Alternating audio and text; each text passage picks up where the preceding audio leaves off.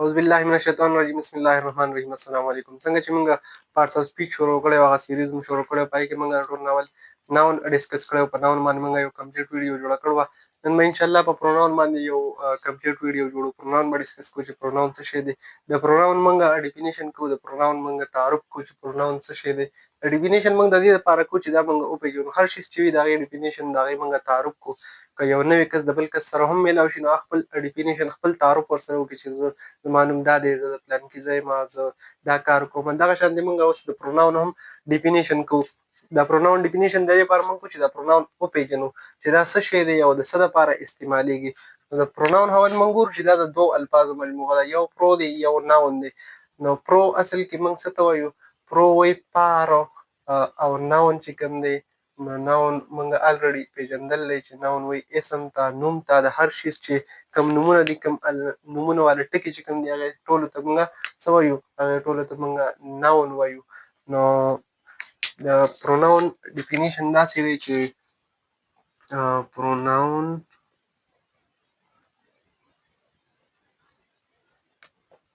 is a word which used instead of noun. یا موږ داسې ویل شو چې pronoun is a word which used in place of noun.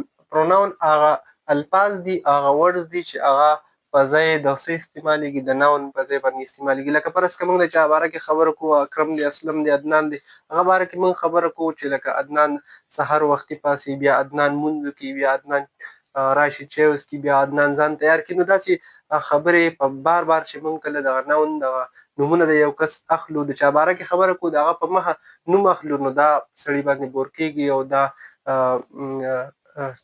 سمون نه خوري ورسره.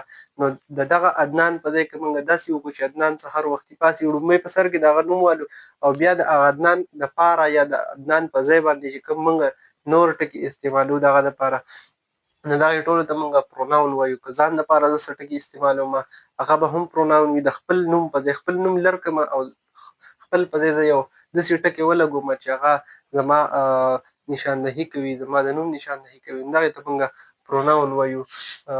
موږ اوس وایو چې پروناون کم دي یا څومره دي. هسې خو پروناون ډېر شي دي خو زیات تر چې کوم ډسکس کېږي نو په هغې کې دا پروناون دي. هغې ته موږ پرسنل پروناون هم وایو، لکه آی دی، وی دی، یو دی، او دغه شانتې دی، هی، شي او اټ چې کوم دی نو دا موږ سره پروناون دي. دا دی به موږ لاندې ولیکو، دی او اټ. دې ټولو ته موږ پرسنل پروناون وایو. اوس سوال دا دی چې دا پرسنل پروناون دی ته موږ وایو پرسنل پروناون. دې ټولو ته موږ پرسنل پروناون وایو. دې ټولو ته په دې وجه پرسنل پروناون وایو چې دا د پرسنل د پرسن نه وتې، د دې ټولو چې کوم ریلیټډ دي هغه د پرسن سره دي. په دې کې که موږ وګورو نو اټ پکې راغلی. نو اټ خو د پرسن سره نه دی، نه د یو کس دپاره استعمالیږي، نه د هغې دپاره، نه زموږ دپاره، نه موږ چې چاته خبرې کوو د هغې دپاره استعمالیږي. نو اوس په ډېر خلکو ذهن کې دا سوال دی چې دا اټ د پرسنل پروناون کې ولې راغلی. نو اټ چې کوم دی دا اکثر د بیجان شي دپاره استعمالوو موږ، خو کله ناکله داسې چل وشي چې موږ دا د جانور دپاره هم استعمالولی شو. نو ځکه دا اټ چې کوم دی نو دا د پرسنل پروناون سره راوستی دی. اوس آی، وی، یو، هی، شي، اټ دی چې کوم دی نو دا ټول موږ وایو چې دا پروناون دي. دا به د نومونو په ځای استعمالیږي. موږ وایو چې دا آی به د چا دپاره استعمالیږي، په کوم ځای کې به استعمالیږي. وی به د چا دپاره استعمالیږي، په کوم ځای کې به استعمالیږي. نو دا آی وی چې کوم دی دې ته موږ څه وایو؟ آی وی دا فرسټ پرسنل پروناون دی. او دغه شانتې یو چې کوم دی نو هغه سیکنډ پرسنل پروناون دی. او هی، شي، اټ او دی چې کوم دی نو دې ته موږ څه وایو؟ تھرډ پرسن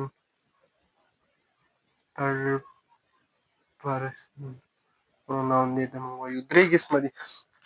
آی وي پس پرسن دې ته موږ ولې وایو؟ دې ته موږ په دې وجه باندې پس وایو چې آی چې کوم دی نو دا زما دپاره استعمالیږي. که یو کس لګیا یي خپله خبره کوي نو هغه په جمله کې په انګلیش کې به آی استعمالوي. څوک چې په خپله کومې خبرې کوي که هغه یو کس وي که ډېر کسان وي، که یو کس وي نو هغه به په جمله کې آی استعمالوي. که چېرته فرض کړې دا کسان چې کوم دي دوی خپلې خبرې کوي او یو کس په دا خبره کوي خو لکه خپله خبره به کوي، کم ډېر کسان چې کوم وي لکه که څوک وایي چې موږ میچ وګټو نو موږ دپاره دا کسان خپله خبره کوي بل چاته لګیا دي نو دوی به وي استعمالوي. نو کوم خلک چې خبرې کوي خپل باره کې نو هغې ته موږ پس پرسن د خبرو کولو والا چې کوم دي دا پس پرسن پې آی او وي. آی د یو کس دپاره او وي چې کوم دی کوم خلک چې خبرې کوي نو هغه د ډېرو دپاره استعمالېږي. اوس یو چې کوم دی نو یو چې کوم دی دلته موږ سیکنډ پرسن یعنې خبرې چې څوک کوي نو دی خو به ځان له خبرې یوازې نه کوي، دا به چاته کوي. دا کوم کس چې خبرې کوي دی پس پرسن او چاته چې لګیا دی خبرې کوي نو دا پکې سیکنډ پرسن شو. نو یو چې کوم دی که تا ته څوک خبره کوي یا تاسو ډېر یې د یو نه سیوا یې دوه یې درې یې پنځه یې نو تاسو دپاره یو که ته او که تاسو یې. که دویم چې تاسو سکول ته تل وئ یا زه چې ته سکول ته تل وئ نو دا ته او تاسو دپاره په انګلیش کې دواړو دپاره به موږ یو استعمالو.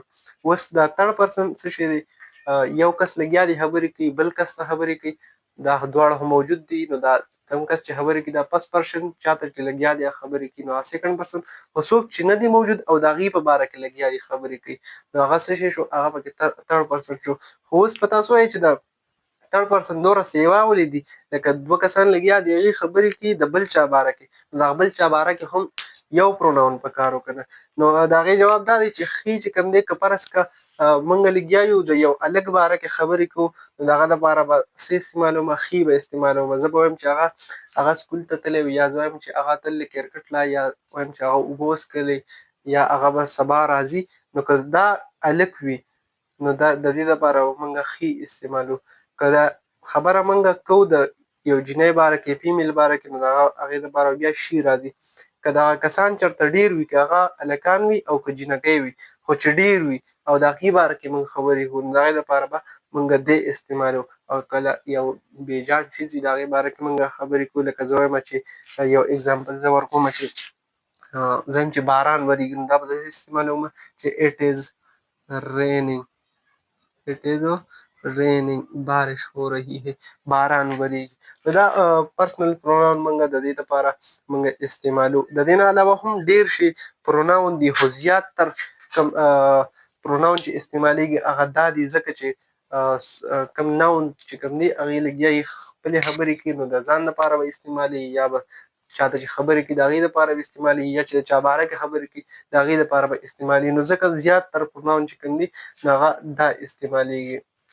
نو دا موږ زده کړو اوس چې د ځان دپاره که یو کس خبرې کوي آی، که ډېر خبرې کوي نو وي، که د ډېرو باره کې ته لګیا یې ډېرو کسانو ته خبرې کوي یا یو کس ته خبرې کوي نو دواړو دپاره به یو استعمالیږي.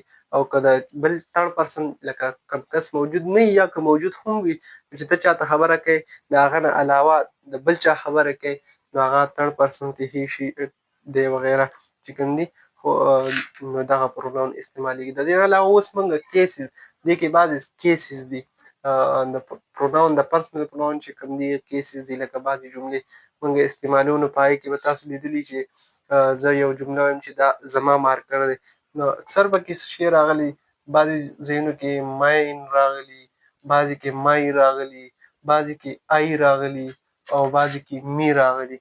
دا ټول پروناون موږ استعمالو او د هغې مطلب موږ د خپل ځان اخلو. لکه کم کس چې خبره کوي نو هغه ټول داسې قسمه پروناون استعمالي. نو زموږ په ذهنونو کې سوال دا دی چې موږ پس پرسن چې څوک خپله خبره کوي نو موږ وایو چې آی به استعمال نو زه دا ماین ولې استعمال کوم، مای ولې استعمال کوم او می ولې استعمال کوم. نو دا کیسز دي چې کله په یو جمله کې یو کس لګیا یي خبرې کوي په جمله کې د ابجکټ په ځای راغی د ابجکټ کار یې وکړو د ټول نه اول سبجکټ کار یې کو فرض کوو د سبجکټ په ځای باندې استعمال شو نو هغه خو دا پروناون استعمالیږي. که دا په دې جمله کې د سبجکټ په ځای کار نه وي د سبجکټ په ځای نه وي استعمال شوي لکه فرض کړه د ابجکټ په ځای استعمال شوي وي د ابجکټ په ځای استعمال شوي وي لکه زه وایم چې هغې ته زه سبق وایم یا زه وایم چې زه اکرم ته سبق وایم نو زه پکې څه شوم زه پکې سبجیکټ شوم زه کار کوم خو چې زه چاته سبق وایم د هغه د ابجیکټ په ځای استعمال شو نو د هغه دپاره به زه بیا څه استعمالوم ابجیکټ یو کیسز به استعمالوم دې ته بیا موږ ابجیکټ یو کیسز وایو څو قسمه کیسز دي یو خو څه شو سبجیکټ یو کیس شو سبجیکټ یو پکې پوزیسیو کیس شو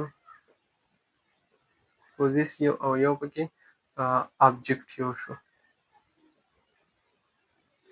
سبجیکټ یو ټول دا دي لکه I we you he she they او it موږ خو د دې ذکر وکړو چې په جمله کې د سبجیکټ په ځای باندې استعمال شي یعنی د سبجیکټ په ځای کار وکړي نو هغې ته موږ سبجیکټ یو څه وایو کیس وایو دې ته پوزیسیو کیس او دې ته ابجیکټیو کیس وایو اوس ابجیکټیو کیس چې کله په یو جمله کې یو پروناون داسې راشي چې هغه د ابجیکټیو په ځای باندې راغلی د ابجیکټیو کار یې کړی سبجیکټ ابجیکټ وغیره دا موږ پېژندلي سبجیکټ هغې ته چې په یو جمله کې یو کس کار کوي یا د هغه باره کې څه خبره کوي د هغه متعلق څه خبره کړی شوې وي نو هغه ته موږ سبجیکټ وایو چې کله سبجیکټ په ځای دا پروناون راشي نو دې ته موږ سبجیکټیو کیس اوس چې کوم پروناون چې کوم دي هغه د ابجیکټ په ځای باندې راشي نو هغې ته موږ ابجیکټ یو کیس په جمله کې د ابجیکټ په ځای باندې استعمال شي نو هغې ته موږ ابجیکټ یو کیسز وایو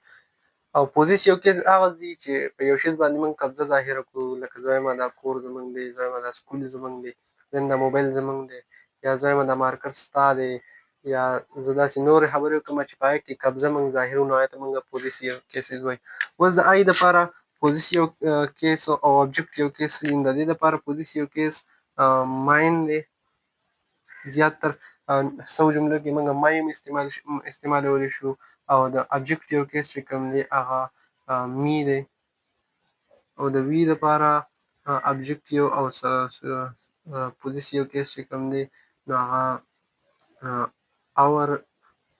اورز او ابجیکټیو کیس چې کوم دی نو اس دی د یو دپاره یور د پوزیسیو کیس او د ابجیکټیو کیس چې کوم دی نو هغه یو دی دلته کې دا نیوټرل دی دا نه چینج کېږي ابجیکټیو سبجیکټیو کیسز که موږ چا خبره کوو که هغه د ابجیکټ په ځای راشي په جمله کې که د سبجیکټ په ځای کار وکړي نو هغه به دواړه موږ یو استعمالو کو چېرته قبضه ظاهري نو هغې کې بیا موږ یور استعمالو د هي دپاره موږ ابجیکټیو کیس چې کوم دی نو هغه هم موږ استعمالو او د شي دپاره موږ ابجیکټیو کیس چې کوم دی نو هغه څه استعمالو هر استعمالو او د دې دپاره موږ دم استعمالو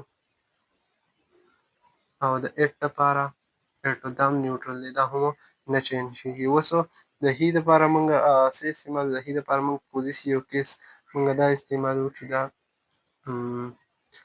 هیزو شي دپاره موږ هرو یا هر زوم موږ استعمالولی شو هغه شان د دې دپاره موږ دیرو یا دیرزو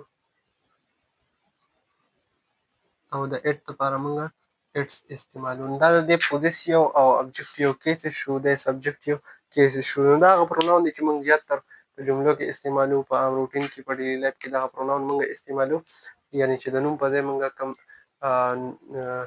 ټکي استعمالو یا کوم ورډ استعمالو نو هغې ته موږ پروناون وایو که ویډیو خوښه شوي نو ویډیو سره لایک کړئ چینل سره سبسکرایب کړئ په نیکسټ ویډیو کې به انشاءالله ملاویږو. السلام.